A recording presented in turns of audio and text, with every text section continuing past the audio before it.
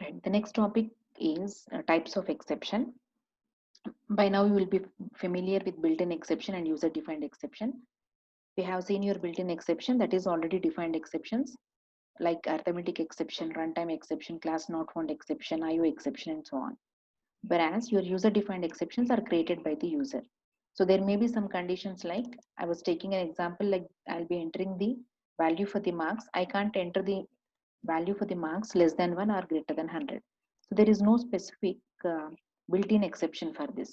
So there is a need to create or raise user-defined exceptions. So these are user-defined exceptions are the customized exceptions. For such type of cases, I'll be raising the user-defined exceptions. Right? Built-in exception like arithmetic exception, file not found, and so on. Whereas user-defined exceptions will be your customized exceptions. There may be a condition where you will be encountering such type of user-defined exceptions. Now, the next category will be checked versus unchecked exception. Right. So, what is your checked versus unchecked exceptions? We are going to see now. So, checked exceptions are checked at compile time. The exceptions which are checked at compile time are called as checked exceptions. Unchecked exceptions are not checked at the compile time, rather they are checked at runtime. Exception is a runtime error, right? Then what is your checked exception and what is unchecked exception? So checked exceptions are checked at the compile time, whereas unchecked exceptions are checked at the runtime. Now we'll be seeing an example for this. We'll see a program for that. Right. Now I'm writing a program to demonstrate checked as well as unchecked exceptions.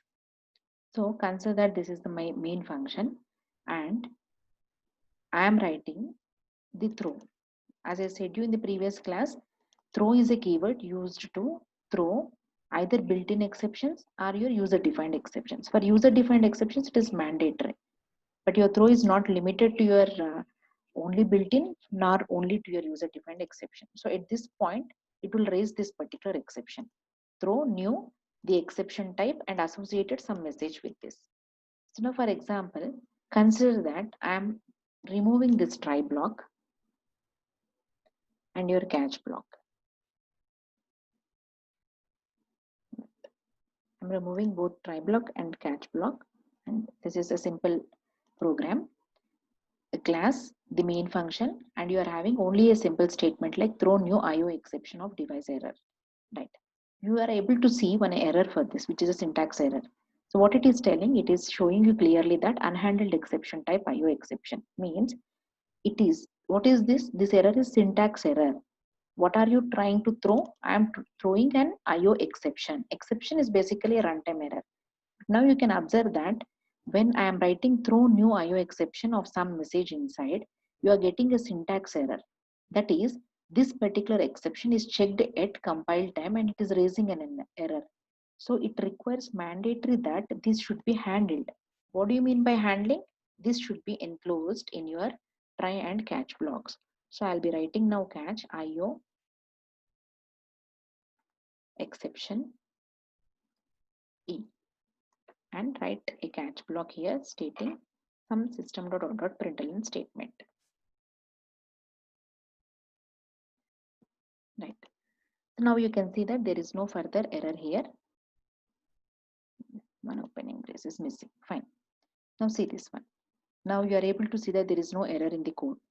So now this sort of exception, like for example, IO exception, this is called as your checked exception. What do you mean by checked exception? We'll go back to the PPT. What was your checked exception? Checked exceptions are checked at the compile time. So this will lead you to the syntax errors. So that is the reason it is checked at the compile time and your compiler is raising this particular error. This is your checked exception. One example is IO exception. One example is IO exception. Observe here. Throw new IO exception of device error. When I am writing a statement like this, it should be surrounded by your try and catch block. That is, it should be handled. If you are not able to handle this one, that is, if at all just I write a statement like throw new IO exception of device error, it was showing you clearly unhandled exception. This should be mandatorily handled. Now, for example, I am writing arithmetic exception. Arithmetic exception. This is well and good. If at all You are raising and you are handling, it is well and good, right? I will remove now your try block and your catch block, and there is no error in the code. Now you can observe this. When I am writing throw new arithmetic exception, it is not, the compiler didn't raise you any error. The compiler is not raising any error. This is an exception. But when I have written earlier IO exception, it was showing you the error. I'll again repeat. I have actually included try and catch block for your arithmetic exception also. That is well and good. That is a good practice. But now simply if I am raising throw new arithmetic exception of device error, this arithmetic exception, it doesn't mandatorily require to be embedded in your or enclosed in your try and catch block. What do you mean by that is, it is not necessary that you will be handling this one. It is not necessary that you will be handling that one, right? What is happening here? Your checked exceptions, like for example, IO exception when I have given, your compiler is raising an issue, raising an error, clearly stating that it should be handled. But whereas when I have taken the arithmetic exception, these are not checked at the compile time. This is checked at the runtime. So under which it comes into the category of unchecked exception.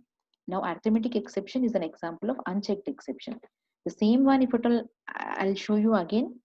I'll remove this and I'll be writing IO exception. Now see here, you can see that you are having unhandled exception type IO exception. But whereas if at all I'm writing it as an arithmetic exception, you won't get any error. So this IO exception requires it to be handled. So this is called as checked exception. So checked exceptions are checked at the compile time by your compiler. If you are not handling this, it raises an error. Which error it is? It is syntactical error. That is the reason it is showing like this. But whereas when I am talking about arithmetic exception, arithmetic exceptions are checked at runtime. So it doesn't raise any syntax error at this point of time. So now how to remove this? How to remove this? You need to handle this one. You need to handle this code. Handle this error.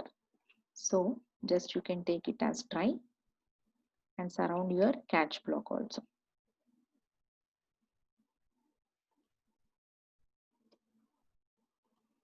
No need to print anything. If you want to leave, just you can leave as it is. Right. So now this is handled. Right. Now if at all you write arithmetic exception also, there is no problem. Well and good. If at all you are enclosing that in your try and catch block, it is well and good. So this is what you mean by checked exception as well as unchecked exception. Right. The first part was built-in versus user-defined exceptions. These are your already defined exceptions, and user-defined programmer is going to define the exceptions. The next category is checked versus unchecked exception. Checked exceptions are checked at compile time. Right? If at all you are not handling that, it will raise an error. Which error? It is syntax error. Now unchecked exceptions are not checked at the compile time, rather they are checked at the runtime. Now what is the example you can write here for the checked exception? Checked exception, what is the example we have taken? We have seen your IO exception. Now what is an example of your unchecked exception? The arithmetic exception. This is an example of your unchecked exception. Similarly, there are main categories like IO exception. You will be having file not found exception also. That is also one exception which comes under your checked exception. Arithmetic exception, your array out of bounds exception, and so on. They are your unchecked exceptions. Right. Now the next one we'll see about the throws keyword. Now this has followed by, we have learned checked and unchecked exceptions. They are having some, right, there is some connection between your checked and unchecked exceptions and your throws also. So we'll be seeing that. Now coming to your throws keyword. Throws is a keyword. So in the exception handling terms, what we have learned try, we have learned catch, finally throw as well as throws. So throw and throws are keywords. So now we'll be learning about your throws. So what is your throws? Throws is associated with your method. That is, in Java, a method can explicitly state that this is an exception it is throwing. What is the method? A block of statements. Block of statements. Now, those block of statements may raise some exceptions. So now you will be associating your throws keyword to inform your caller method that these are the set of or list of exceptions raised by this particular method. You can see the syntax here. This is your type method name. Type method name, and these are your parameter list. Right. Type, return type, the function name or the method name followed by your arguments or parameters, and throws exception list followed by body of the method. So this is where you will be using your throws method. Now what is the purpose of this is it will indicate to which it should indicate, where is this particular method calling, which function, which method is calling this particular method. To that method, that is your caller method, it should indicate that these are the exceptions which are raised by this particular method. Right. Now what is the only thing it is specifying is, it is informing the caller method that these are the possible exceptions which may be raised in this particular method. Right. We'll say an example for that. Just remember some points. Throws keyword is used to declare that a method may throw one or some exceptions. The caller has to catch the exceptions. Catching is an optional if the exceptions are of type unchecked exception. We'll be seeing these points. Right. I'm repeating. Throws keyword is used to declare that a method may throw one or some exceptions. That is, some methods say a method one. Method one will use your throws keyword to inform that these are the exceptions which may probably raise in this particular method.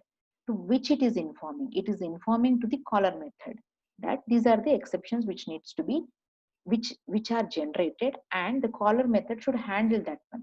Now catching this particular exception is an optional one. Why? If at all it is an unchecked exception, what will happen, and what if it is checked exception, right? So if it is unchecked exceptions you no need to handle. That is what you saw in the previous example. So now catching is optional. When it is optional, when the method is raising an unchecked exception, the catching is optional. But when the method is raising a checked exception, it becomes necessity. That is, it is mandatory that your caller method should handle that particular exception, right? So we'll be seeing an example now.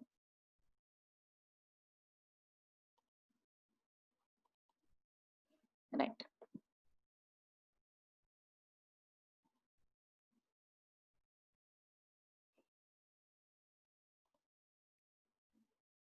Right.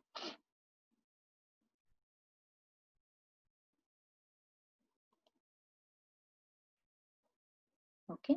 Now see here, I have written one main method and there is another method. Your main method is calling this particular method called METH.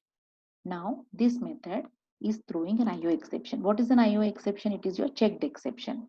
It is a checked exception. Now I'll tell you, this is your static keyword because your main is a static. Main static methods can call only static methods, other static methods. So this is the return type. This is the function name called as your METH. It is throwing. What is your throws informing? Throws will inform the possible list of exceptions in this particular block of code. Now we are not enclosing many statements here. The only statement which we are enclosed is throw new IO exception of some null value, right? Or you can write some meaningful like device error, right? So now this particular method called METH throws IO exception. It can have comma another set of exceptions also. That is the reason we have mentioned in the syntax it is exception list. Now this code is raising an IO exception. Now this is informed to the caller method. What is the caller method? In the main method, this particular METH is called in your main function. METH is called in your main function, right? Now when it is throwing the IO exception, now it is mandatory. You can see an error here. You can see an error here. And what is your IO exception? It is your checked exception. So it becomes mandatory that this particular caller method will handle this particular IO exception. So you can see an error. Now what we will be doing? I'll be enclosing this in your try and we will be writing a catch block.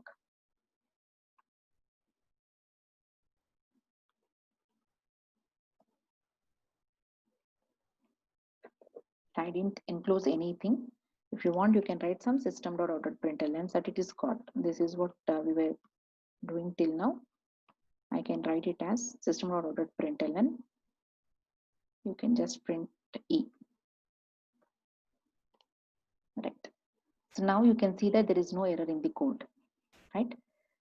I'm repeating, the main is a function and you are calling METH method. What is your METH? The control will immediately transfer to your METH. Now this is your declaration, right? In the first statement you are declaring that this METH method will throw IO exception. So how it is defining or declaring is using your throws keyword. So METH is throwing an IO exception is through you are writing that through your throws keyword.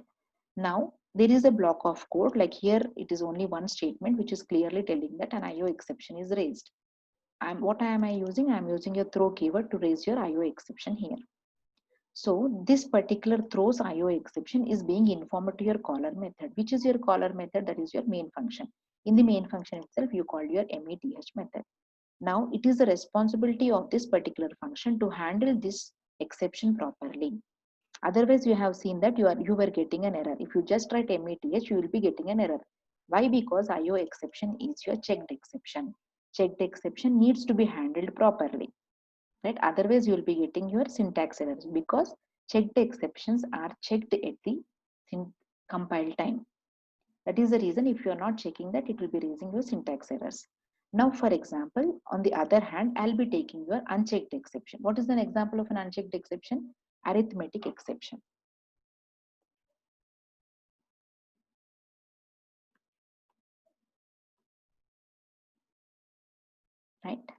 Right, here also you change it to be your arithmetic exception, and here also arithmetic exception. Now you can see there is no error and it is a good form of writing the exception. But what is your arithmetic exception? It is your unchecked exception. Now what you can do is, see, this is well and good. If at all you are handling it properly, it is well and good.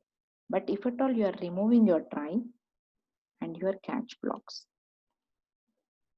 is there any error now? Is there any error now? No, there is no error in your code. Why? Because though this particular method is throwing an arithmetic exception, though the caller knows that this is an arithmetic exception, because arithmetic exception is an unchecked exception, though you don't handle this, that is not a problem. It doesn't raise any syntax error because it is checked only at the runtime, as it is your unchecked exception. If you are writing try and catch blocks, it is good. It is a good practice. But if at all, though you are not writing your try and catch block, that is, if you are not handling this, it is not mandatory to handle your unchecked exceptions. And basically, you will be using your throws keyword association with checked exceptions only. Right. You can have one more exception. I'll be showing you some exception like file not found exception also. File not found exception. Right. So I'll be writing here what is your METH throwing you file not found exception. Right now you can see that again you got an error like unhandled exception type. So what do you understand by this? File not found exception is also an checked exception. So it should be handled properly. What do you mean by handling properly? I'll be writing this particular METH in your try block, followed by you will be writing a catch block. Now what is the exception you are raising? File not found exception E, followed by write a systems dot out dot println statement which will be printing your E. Right, now you can see that there is no error in your program. There is no error in the program. Right, so whenever your function is throwing a checked exception, it is mandatory that you will be handling this exception. If it is an unchecked exception, there is no need to, it is not mandatory to handle that particular exception. So this is the use of your throws keyword. Throws keyword, the method is declaring the set of exceptions that may probably raise in this particular method. Right? Whatever may be the exceptions, you can just write comma and you can keep writing the other exceptions as well. Right? Once we will be executing this code,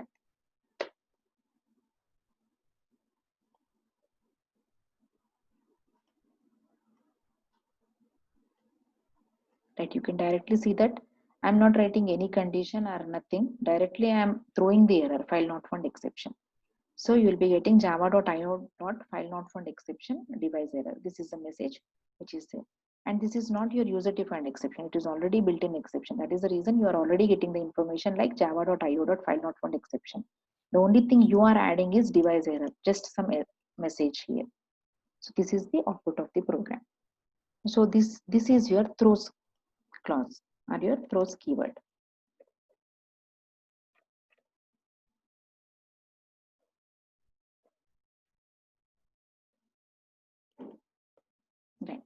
So I'm repeating your throws keyword. If a method is capable of causing an exception that it does not handle, it must specify this behavior so that callers of the method can guard themselves against that exception. Right? This is what exactly we have seen. So type method name parameter list throws exception list, right? Followed by your body of the method. So what is your throws keyword doing? It is used to declare a method may throw one or more exceptions. Caller has to catch the exception. What is this catching is an optional one. When it becomes mandatory, if it is a checked exception, and if it is unchecked exception, it is not mandatory, right? So this is your exception handling. So I'll be briefing you about what are the different things which we have covered.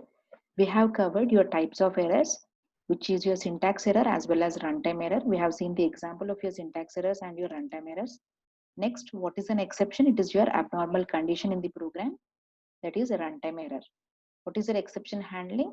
We will be writing a program to handle the exceptions properly. So what is the aim of that? Aim of that is whenever an exception occurs in the program, it will disturb the normal flow of the program.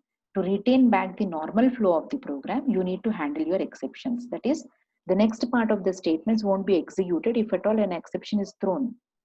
So your aim is to make the normal flow of the program. You need to get the normal flow of the program back. That is the reason you will be going for exception handling mechanism. Then we have seen the hierarchy of your exception classes. As I said, we will be more dealing with your runtime exception because runtime exception runtime exceptions are the exceptions which are usually caused by the programmers.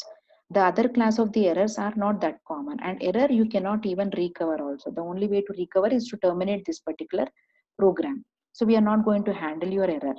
We will be handling your only exception classes, and everywhere we have seen in the catch we were writing your exception class only.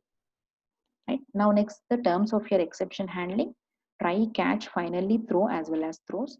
Try, the block of the code which may probably raise an error, raise an exception or an runtime error. Catch followed by immediately try, and it deals with handling that particular exception. Next one, finally, it is an optional statement. Regardless of whether an exception is generated or not, your finally block is always executed.